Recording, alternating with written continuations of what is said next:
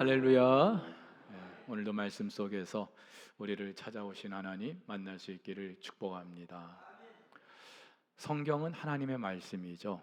그리고 이 성경을 읽다 보면은 우리 하나님의 그 마음이 느껴집니다. 일례로 출애굽 사건만 해도요, 하나님께서 이스라엘 백성들 그 애굽에서 구원해 내실 때 재앙을 몇 가지 내리십니까? 10가지요. 저 같으면은요, 그냥 한 번에 다 박살낼 것 같아요. 그럼 뭐 10개까지 재앙을 내릴 필요가 뭐가 있어요? 그냥 한 번에 애굽을 다 심판해 버리면 될 것 같아요. 그 출애굽 사건에서 우리는 그 하나님의 백성을 대적하는 그 악한 애굽의 그 세력을 하나님이 얼마나 그들을 향하여 진노하시는지 그 10가지 재앙을 통해서도 알 수 있습니다. 그런데 그냥 한 번에 다 끝내지 않으시고 10개씩이나 그렇게 내리시는 걸 통해서 하나님은 그 가운데서도 애굽의 바로가 회개하고 돌아서기를 바라시는 그 하나님의 마음도 느껴집니다. 그런데 결국은 하나님께서 택하신 당신의 백성을 어떻게 구원해 내시는지, 근데 이게요, 요한계시록에 그대로 나타나요. 먼저 하나님을 대적하는 그 악의 세력을 하나님이 너무나 싫어하셔요. 그래서 그들을 향하여 진노하시는데 심판과 재앙이 몇 가지? 7 인의 심판, 7 나팔의 심판, 7 대접의 심판. 그냥 한 가지만 해도 될 텐데 그렇게 심판을 내리신다는 것은 하나님이 얼마나 그들을 향하여 진노하시는지. 그런데 또 한편으로는 이 심판이요, 이미 예수 그리스도의 재림 때부터 시작됐다고 말씀드렸잖아요. 근데 아직도 안 끝났어요. 왜 이렇게 질질 것일까요? 저 같으면 그냥 한 번에 다 박살 낼 것 같은데 기다리시는 거예요. 회개하고 돌아오기를 기다리시는 그 하나님의 마음도 우리가 헤아릴 수 있어요. 그런데 이 요한계시록은 궁극적으로 택하신 당신의 백성들을 향한 그 아버지 하나님의 마음, 그 마음이 아주 절절히 나타나 있는 줄 믿습니다. 이거 우리가 어떻게 알 수 있냐면요, 우리가 지난주부터 이제 6장에서부터 하나님의 그 심판, 본격적인 심판, 7 인의 심판을 다뤘습니다. 근데 이걸로 끝이 아니거든요. 지금까지 다룬 것만 해도 참 대단해요. 그런데 앞으로 갈수록 더 강도가 세지고 그리고 범위가 더 확장될 것입니다. 그리스도인도 절대로 예외가 아니죠. 따라서 이 심판과 재앙의 시대를 살아가는 우리 그리스도인들도 두려울 수밖에 없어요. 그런데 우리 그리스도인들이 이 과정을 어떻게 지날 수 있는지 하나님 말씀해 주시는데, 다른 게 아니라 내가 너희들 꼭 보호해 줄게 이게 아니고요, 이 똑같이 심판과 재앙의 시대를 지나게 하시면서도 장차 우리에게 주어질 그 영광을 미리 보게 하시는 거예요. 그러면서 그 영광을 보고서 이 심판을 견디게 하시는 거죠. 지난 4장 5장 그랬고요, 오늘 7장 말씀도 마찬가지예요. 이걸 일명 하늘 전망대라고 말씀을 드렸어요. 따라서 이 세상 한복판에 우리를 두시는 게 아니라 우리를 들어서 하늘 전망대에 올리시는 거예요. 그러면서 얘들아 저 세상 한복판에서 세상의 문제에 휩싸여서 사내 중내하지 말고 이 하늘 보좌에서 한번 내가 어떻게 할 것인지 그걸 한번 봐라. 이 하나님의 그런 장차 하실 일을 이 하늘 전망대에서 보여주시는 거예요. 지난 6장 마지막 절, 이제 하나님의 6번째 인이 떼지고 전 우주적인 심판이 임하게 됩니다. 그러면서 이 진노의 큰 날이 이르렀으니 누가 능히 서겠느냐. 다시 말해서 하나님이 이렇게 심판하시는데 누가 살아남을 수 있겠느냐, 누가 이 심판을 견딜 수 있겠느냐. 아무도 없다는 거죠. 그런데 이 심판을 견딜 자가 있다는 걸 오늘 7장에서 말씀해 주셔요. 오늘 7장은요, 크게 두 부분으로 나눌 수가 있습니다. 첫째는 14만 4천 명의 하나님의 인침을 받은 사람들, 그리고 9절 이하에서는 능히 셀 수 없는 큰 무리를 이렇게 묘사하고 있습니다. 근데 이 14만 4천이나 셀 수 없는 큰 무리나 서로 다른 공동체가 아니고요, 똑같은, 다시 말해서 하나님께서 이 땅에서 택하신 당신의 교회 공동체를 말하고 있어요. 그 무서운 진노 가운데서도, 심판 가운데서도 하나님께서 붙드시고 긍극적으로 그 하늘 영광을 누리게 하실 그 사람들. 자, 오늘 먼저 14만 4천 명을 우리가 한번 다루도록 할게요. 여섯 번째 인이 떼지고 나자 네 천사가 땅 사방에서 바람을 가지고 땅 전체를 심판하려고 합니다. 여러분, 바람이 얼마나 무서운지 아시죠? 지금도 이렇게 더운 이유, 바람 때문이 아닙니까? 그렇죠? 그런데 이 네 천사가 바람으로 땅을 심판하려고 하는데 하나님의 인을 가지고 있는 한 천사가 스톱! 스톱! 하면서 잠시 기다려. 언제까지? 하나님의 그 사람들, 하나님이 택하신 사람들에게 인을 칠 때까지 잠시 기다려. 이 심판을 지연시키고 있어요? 보류하고 있어요? 여기서 우리가 알 수 있는 게 있는데요, 여러분, 지난 역사를 보면은 당장이라도 이런저런 전쟁이나 재난을 통해서 세상이 다 끝날 것처럼 생각됐던 때가 있어요. 중세 그 패스트가 전 유럽을 휩쓸었을 때 이제 이 세상 끝이구나 그랬을 거예요. 1차, 2차 세계대전이 있었을 때 아마도 사람들은 이제 끝이구나 생각했을 거예요. 멀리 갈 것도 없죠. 지난 코로나 바이러스로 인해서 이제 우리 끝이구나 생각했을 거예요. 그런데 참 기가 막히게도 살아남았어요. 하나님께서 우리를 생명을 연장시켜 주십니다. 사람들은요, 그만큼 우리 인간의 지혜가 뛰어나기 때문에, 능력이 탁월하기 때문에, 그러면서 영웅 같은 그런 사람들의 어떤 정치적 리더십 때문에 우리가 이런 위기를 벗어난 것처럼 착각해요. 아니에요. 아직은 때가 아니기 때문에 하나님께서 기다리시는 거예요. 근데 언제까지나 기다리지 않으시죠? 이제 마지막 그때가 있어요. 그때는 아무도 이 날을 피할 수가 없어요. 이 날이 언제인가 하면은 하나님의 종들이, 하나님의 백성들이 모두 다 이제 인침을 받는 그런 때입니다. 여기서 인이라고 하는 건 도장이죠. 우리가 도장을 왜 찍어요? 어떤 문서의 효력을 우리가 나타내기 위해서, 아니면은 자기의 어떤 소유권을 주장하기 위해서 도장을 찍습니다. 따라서 인을 친다, 도장을 찍는다는 것은 이거 내 거야, 내가 보호할 거야, 내가 지킬 거야, 이 말이죠. 마찬가지로 하나님께서 당신의 백성들에게 인을 쳐요, 도장을 찍어줘요. 그러면서 이건 내 거야, 이 사람들은 내 거야, 내가 지켜, 내가 보호할 거야. 하나님의 어떤 소유, 그리고 하나님의 보호 의지를 이 인을 통하여서 말씀하고 계시는 거예요. 이걸 우리가 좀 더 쉽게, 여러분, 구약 이스라엘 백성들이 출애굽할 때 마지막 10번째 재앙을 앞두고 하나님의 죽음의 천사들이 애굽 전역을 이제 다니게 됩니다. 그러면서 이 천사가 지나가면 그 집에 있는 장자들은 다 죽는 거예요. 근데 유일하게 죽지 않는 사람들이 있었어요. 어떤 사람들이요? 그 문설주, 인방에 어린 양의 피를 바른 사람들, 그 속 안에 있는 사람들이 누군지는 상관없어요. 그 문설주와 그 인방에 피가 발라져 있는 사람들은 죽음의 천사가 넘어갔어요. 패스오버. 그래서 6월절인 거죠. 마찬가지로 하나님이 택하신 그 백성들에게 하나님이 도장을 찍으셨다고요. 어디다 찍으셨을까요? 도장 한번 보여주세요. 여러분들이 이마에 도장이 없는데, 아무도 없는데 어디에 찍혀 있어요?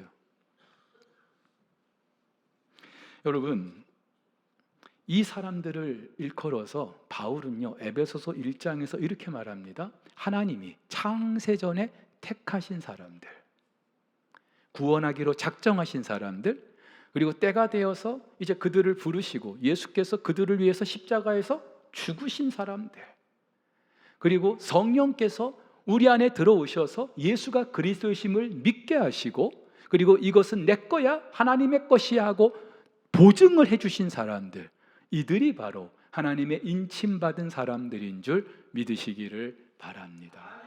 따라서 이 자리에 계신 저와 여러분들, 예수가 그리스도이심을 믿으신다면, 내 목에 칼이 들어와도 그것을 믿으신다면, 저와 여러분들은 하나님의 인침받은 사람들인 줄 믿으시기를 바랍니다.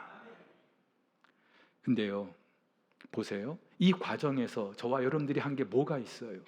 창세전에 하나님의 선택에서부터 우리가 예수를 그리스도라고 믿기까지 우리가 한 게 뭐가 있어요? 아무것도 없어요.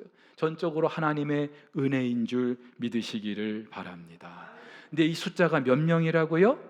14만 4천 명. 이 숫자를 문자적으로 이해하는 무리들이 있었어요. 누구요? 신천지. 그래서 이 사람들은 자기들 신도의 수가 14만 4천이 되기까지 물불 가리지 않고 막 포교를 했어요. 근데 14만 4천이 넘어버리니까 이제는 딴소리해요.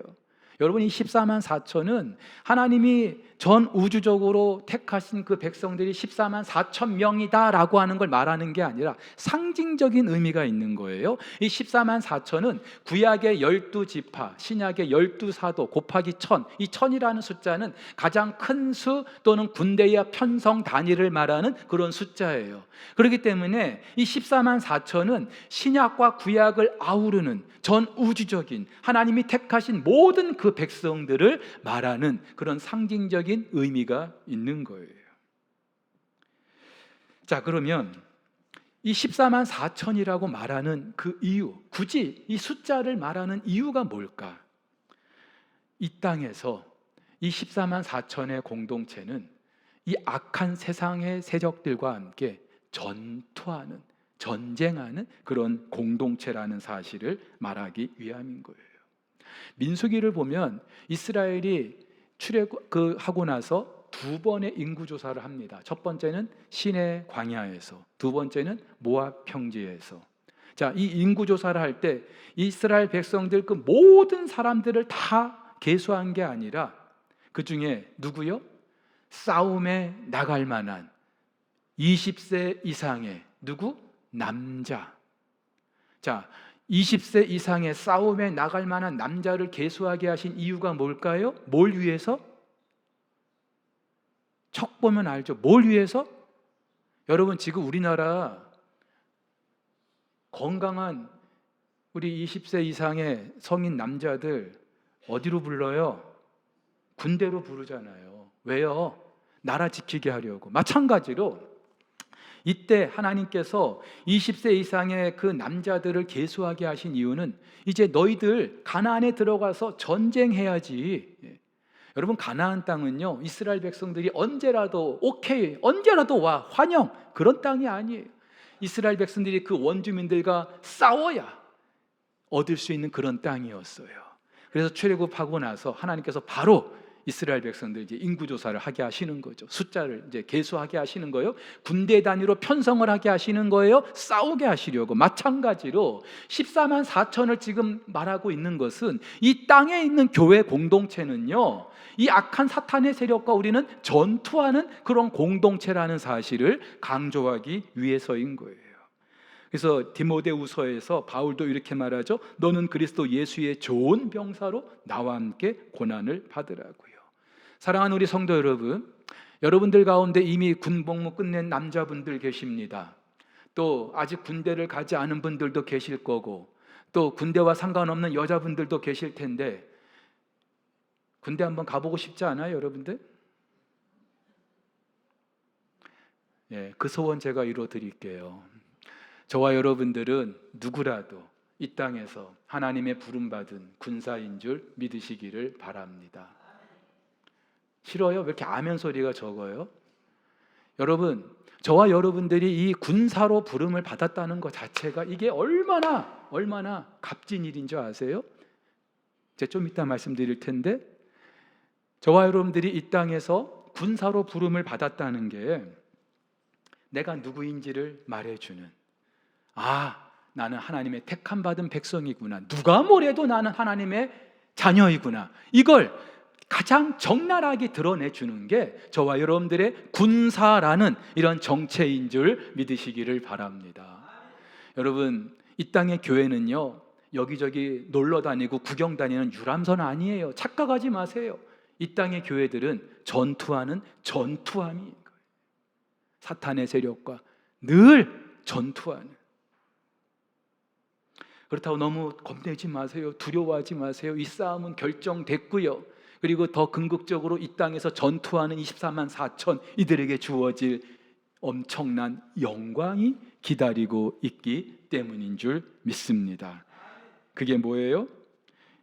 9절 이하에 아무도 능히 셀 수 없는 큰 무리. 이 사람들이 흰 옷을 입고 손에 종려가지 들고 하나님 앞에 서 있어요. 여러분, 흰 옷을 입었다, 종려가지를 손에 들었다, 다 승리를 상징하는 것들이에요. 어디서 승리했다는 거예요? 악한 그 사탄의 세력과 한바탕 전쟁하고 승리했다는 거예요. 그래서 오늘 14절에 이렇게 말하죠. 이는 큰 환난에서 나오는 자들인데 어린 양의 피에 그 옷을 씻어 희게 하였느니라. 큰 환난에서, 다시 말해서 하나님의 이 심판과 재앙의 시대를 지나면서 그것 때문에 겪는 그런 눈물도 있고 아픔도 있고 피 흘림도 있겠지만은 악한 사탄의 세력과 싸우면서 전투하면서 이런저런 상처도 받고 아픔도 있지만, 그러나 그 모든 과정을 잘 견디고 지나온 사람들.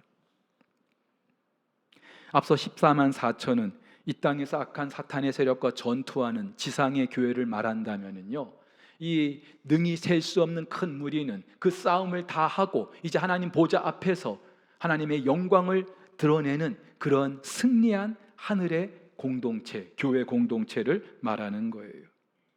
그래서 요한은 그 앞서 이 땅에서 전투하는 그 공동체 14만 4천이라는 숫자를 일부러 언급하는 이유, 우리가 군대이기 때문에, 싸우는 그런 군사들이기 때문에 숫자를 언급했던 거예요.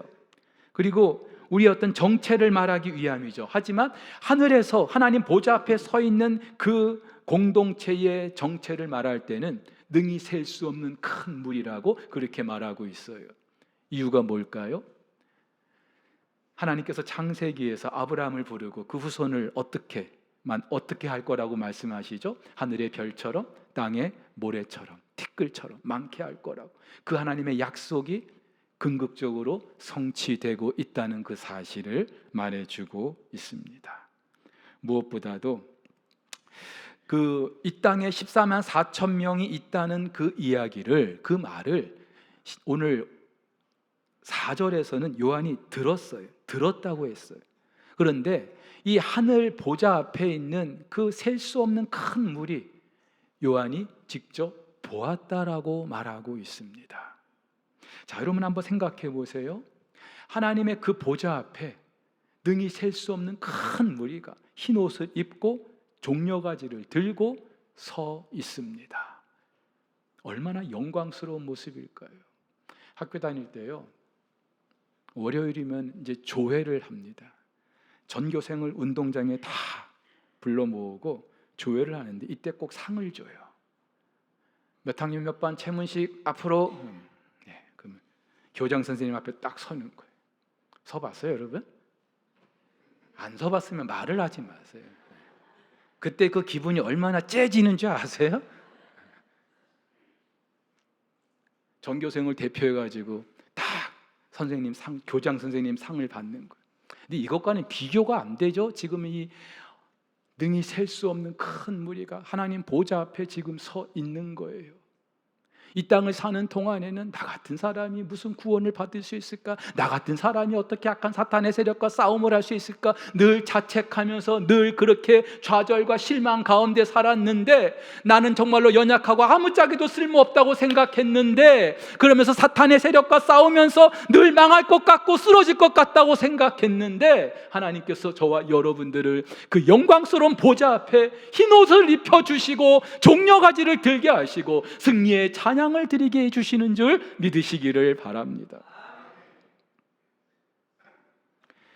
근데 이때 여러분, 이때 누구보다도 감격해야 할 사람이 있을 것 같은데 누구일까요?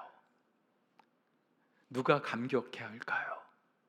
바로 누군가에게 복음을 전했는데 싫다고 너나 믿으라고 그렇게 뿌리쳤는데 결국은 그 사람이 그 복음을 듣고 예수를 믿고 그 자리에 같이 서 있는 거예요. 우리 선교사님들 언어도 다르고 문화도 다르고 온갖 고생하면서 그곳에서 정말로 10년에 한 명 세례를 받을까 말까 하는 그 가운데서도 복음을 전하는데, 하나님 보좌 앞에 내가 복음을 전했던 그 사람이 거기 서 있는 거예요. 얼마나 감격스러울까요? 얼마나 영광스러울까요? 그래서 성경이 말하는 거예요. 아름답도다 복음을 전하는 자들의 발이요. 이유가 있는 거예요.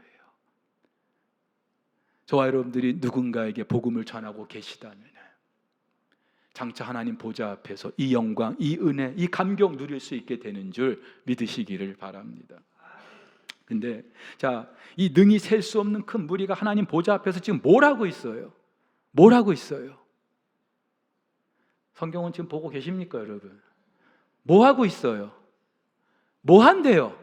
하나님을 찬송하고 있어요. 하나님을 찬송하고 있어요. 누가 시켜서 하는 거 아니에요. 우리 찬송가 몇 장 부릅시다 해가지고 억지로 지금 따라하는 것도 아니에요. 자발적으로 감격에 겨워서 하나님을 찬양하는데 무엇을 찬양합니까? 구원하심이 보좌에 앉으신 우리 하나님과 어린 양께 있도 같이요.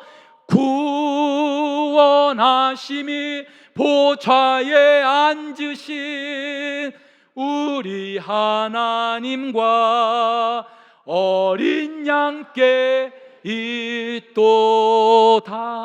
할렐루야, 할렐루야. 흰 옷을 입고 종려가지 들고 서 있는 이 무리가 하나님 보좌 앞에서 뭘 찬양하는 거예요? 구원을 찬양하는 거예요. 구원을. 여러분, 이거는요, 이 땅을 살면서도 저와 여러분들이 궁극적으로 감사하고 찬양해야 될 제목이 뭔지를 분명히 말해주는 거예요. 집 사가지고 감사할 수 있어요. 아들이 좋은데 취직해가지고 감사할 수 있어요. 주식값이 올라서 감사할 수 있어요. 근데 정말 저와 여러분들이 목숨 걸고 감사해야 될 제목은 우리의 구원인 줄 믿습니다. 근데 많은 그리스도인들이 이걸 감사 안 해요. 하찮게 생각해요. 근데 오늘 보세요. 이 무리들이 하늘 보좌에서 제일로 찬양하는 게 뭐라고요? 구원하심이 보좌에 앉으신 하나님 그리고 어린 양으로부터 있게 된 것입니다. 이 구원을 찬양하는 거예요. 이 땅을 살면서 저와 여러분들 매 순간마다 구원을 감격해하고 찬양할 수 있기를 주의 이름으로 축복합니다. 이 무리들의 찬양에 이번에는 천사들이 화답을 하는 거예요. 천천과 만만의 천사들이 이 흰옷 입은 사람들의 찬양을 듣고 화답을 하는데 어떻게 해요? 아멘! 찬송과 영광과 지혜와 감사와 존귀와 권능과 힘이 우리 하나님께 세세토록 있을지어다. 아멘! 우리 또 같이 한번 할까? 시작! 아멘! 찬송과 영광과 지혜와 감사와 존귀와 권능과 힘이 우리 하나님께 세세토록 있을지어다. 아멘. 앞뒤로 아멘이 있어요. 앞에 아멘은 그 흰옷 입은 사람들의 찬양에 화답하는 아멘이고요. 마지막 아멘은요, 지금 이 천사들이 7가지 하나님의 속성을 지금 찬양하고 있어요. 근데 헬라어 원문을 보면은요, 이 각각의 단어에 관사가 붙었어. 한마디로 최고의 찬송, 최고의 영광, 최고의 지혜, 바로 그 감사, 존귀, 영광. 그냥 많고 많은 것 가운데 하나가 아니라 바로 하나님이 받으실 만한 그 찬송, 그 영광, 그 권능, 이 천사들이 하나님께 지금 올려드리고 있는 거예요. 여러분, 이 장면이 얼마나 영광스럽습니까? 얼마나 전율이 있는 장면입니까? 세상에 그 어떤 화려한 성가대가 있다 한들, 오케스트라가 있다 한들, 지금 이 흰옷 입은 무리의 찬양과 이 천군 천사들의 그 화답, 이것과 견줄 수 있겠습니까? 근데 이건 시작에 불과해요. 이제 15절부터 17절까지 요한은 이 흰옷 입은 사람들이 누리게 될 그 영광 특권이 무엇인지를 말하고 있는데, 먼저는 이들이 하나님 보좌 앞에서 영원토록 하나님을 섬긴대요. 지금 이 무리가 서 있는 곳은요, 구약으로 말하면 성전의 지성소예요. 지성소에 아무나 들어갈 수 있어요? 없어요? 아무나 못 들어가요. 들어가면 죽어요. 하나님은 너무나 거룩하신 분이기 때문에. 근데 우리 예수님께서 십자가의 죽으심으로 그 성소와 지성소의 그 휘장을 찢어주시고 우리가 그 가운데 들어가게 하신 거예요. 지금 그 영광스러운 장면을 이 하늘 보좌에 이 무리들이 서 있는 걸로 지금 말하고 있는데, 서 있는 것만이 아니라 지금 뭐 하고 있대요? 섬기고 있다고요. 여러분, 구약의 성전에서 섬길 수 있었던 사람들은요, 모든 유대인이라고 할 수 있었던 게 아니 이방인은 꿈도 꿀 수 없었어요. 그런데 하나님이 택하시는 레위 사람들, 그 중에서도 제사장들만 할 수 있었던 이 일을 저와 여러분들이 하나님 그 거룩한 보좌 앞에서 하고 있다는 거예요. 이 얼마나 영광스러운 일입니까?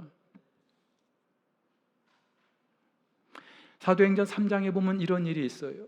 나면서부터 걷지 못했던 사람, 베드로와 요한이 성전을 들어가자고 하는데 한 푼 주시오, 한 푼 주시오 구걸하고 있어요.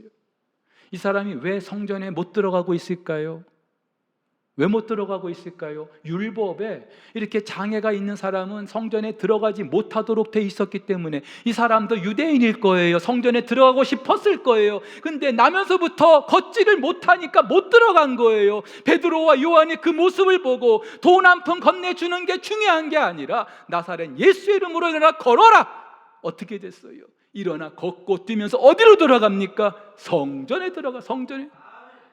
여러분, 이 사람의 그 순간, 평생 나도 성전에 들어가 보고 싶었는데 들어갈 수 없었는데 들어가게 된 그 순간의 그 기쁨, 감격, 한번 여러분 헤아려 보셨습니까? 그런 은혜가 저와 여러분들에게 주어졌다는 사실 믿으시기를 축복합니다. 그리고 또 우리 하나님께서 우리 가운데 장막을 쳐주신대요. 요즘 같으면 정말 필요할 것 같아요. 그렇죠? 그늘 쳐주시면 정말 좋을 것 같아요. 근데 여러분, 여기서 말하는 이 장막, 문자적으로는 텐트를 말하는 거예요. 텐트. 근데 성경에서 이 장막이라고 하는 것은 하나님이 우리와 함께 하심을 상징적으로 말하는 거예요. 여러분, 하나님은 창조주죠. 우리 인간은 피조물이에요. 그것도 흙으로 지은. 하나님과는 상대할 수가 없어요. 근데 하나님이 우리와 함께 하고 싶어 하셨어요. 창조주가 피조물과 함께 하고 싶으셨대요. 그래서 우리를 당신의 형상과 모양대로 지어주신 거예요. 우리와 함께 하시기 위해서. 이것이 우리가 누릴 수 있는 최고의 구원의 그 영광스러운 상태인 거예요. 근데 인간의 죄로 말미암아 그 하나님과 함께함의 그 상태를 우리가 누리지 못하게 됐어요. 에덴에서 쫓겨났다는 게 그걸 말하는 거죠. 하나님과 함께하지 못하면서 모든 인간의 불행이 시작된 거예요. 근데 하나님 우리를 포기하지 않으셨어요. 그래서 내가 너희와 함께 할게. 너희와 함께 할 거야. 그걸 구약에서는 성령께서 어떤 특정한 사람들과 함께 하시는 걸 통해서 맛배기로 보여주셨어요. 여러분, 성경에서 제일 많이 주시는 약속이 뭔지 아세요? 내가 너와 함께 할 거야. 내가 너희와 함께 할 거야. 왜냐하면 이게 구원이기 때문에요. 그래서 성막을 만들게 하시고, 이 성막이라고 하는 게요, 지금 이 장막과 똑같은 거예요. 성막을 만들게 하신 이유는 내가 너희와 함께 할 거야. 이걸 상징적으로 보여주시기 위해서. 신약 시대에 예수님이 사람의 몸을 입고 이 땅에 오셨을 때 요한이 뭐라 말합니까? 그가 육체로 이 땅에 오셔서 우리 가운데 거하시. 이 거하다라고 하는 게 텐트를 친다는 거예요. 장막을 친다는 거예요. 우리와 함께 하신다는 거예요. 그리고 궁극적으로 이제 그 하나님 보좌 앞에 하나님께서 우리 가운데 장막을 쳐주시는 거예요. 이거는 진짜 우리와 함께 하시는 그 상태. 그러면서 이렇게 장막을 쳐주면서 우리에게 누릴 수 있는 게 뭐라고요? 그들이 다시 줄이지도 아니하고 목마르지도 아니하고 해나 아무 뜨거운 기운에 상하지도 아니할 것이다. 저는요, 이 땅을 사는 우리 모든 인생들 어쩌면 노아 홍수 때 그 방주 안에 있던 비둘기 같지 않나 싶어요. 노아가 홍수가 한창이던 때 이제 끝났을까 싶어가지고 비둘기를 내보냈는데 비둘기가 나가가지고 어디 앉을 데가 없는 거예요. 어디 나뭇가지라도 있으면 앉고 싶은데 없는 거예요. 다시 돌아오잖아요. 우리 인생들이 그러지 않아요? 어디 안식할 곳을 좀 찾아보지만, 아침부터 밤늦게까지 그렇게 수고의 떡을 먹어보지만, 땀 흘리면서 그렇게 정말 내가 한평생 살아보려고 애쓰고 안식할 곳을 찾아보지만, 여러분, 인생은요, 눈 씻고 찾아봐도 내가 정말 안식할 곳이 없는 그런 인생이에요. 근데 이런 우리 가운데 하나님이 장막을 쳐 주신다고요. 우리의 피난처가 돼 주시고 안식처가 돼 주신다고요. 이뿐 아니죠. 보좌계 가운데 계신 어린 양이 우리를 생명수 샘으로 인도하신다고요. 생명수 샘으로 인도하신다는 것은 영원히 목마르지 않는 그 생수를 주신다고 약속하신 것처럼 우리에게 영원한 생명을 주시겠다는 거예요. 그러면서 우리 눈에서 모든 눈물을 씻어 주시겠다고요. 눈물 없이 살 수 없는 게 인생이잖아요. 근데 내가 좀 살아보기 위해서, 남보다 앞서기 위해서 흘렸던 그런 눈물 말고 정말 여러분들 예수님 때문에 흘렸던 눈물이 얼마나 됩니까? 예수님 때문에 여러분들이 겪었던 그런 상처들이 무엇이 있습니까? 그런데 우리 주님께서는요, 그 영광스러운 보좌 앞에 우리 눈에서 눈물을 닦아주신다고요. 지금도 슬픔을 당한 가정들이 있어요. 그 무슨 말로 위로가 될 수 있겠습니까? 그러나 우리 주님께서 찾아가 주시고 그 눈물을 닦아주실 때 진정한 위로가 있게 되는 줄 믿습니다. 사랑하는 우리 성도 여러분, 오늘 설교의 제목이 뭐예요? 하나님의 인침을 받은 군사, 저와 여러분이죠. 14만 4천 명이죠. 근데 이들이 장차 하나님 보좌 앞에서 뭘 한다고요? 승리의 개성가를 부르게 된다고요. 이것이 저와 여러분인 줄 믿으시기를 바랍니다. 그렇다면은 오늘 하루하루를 살아가는 동안에 내가 무엇을 위해서 어떻게 살아가야 되는지 답이 나오는 거예요. 이 말씀 붙들고 덥다 우리가 날씨 탓만 하고 있을 게 아니라 이 가운데 택하신 당신의 백성들을 향한 그 하나님의 마음, 그 하나님의 정말로 간절한 그 마음을 헤아리면서 이번 한 주간도 승리할 수 있기를 예수님의 이름으로 축복합니다.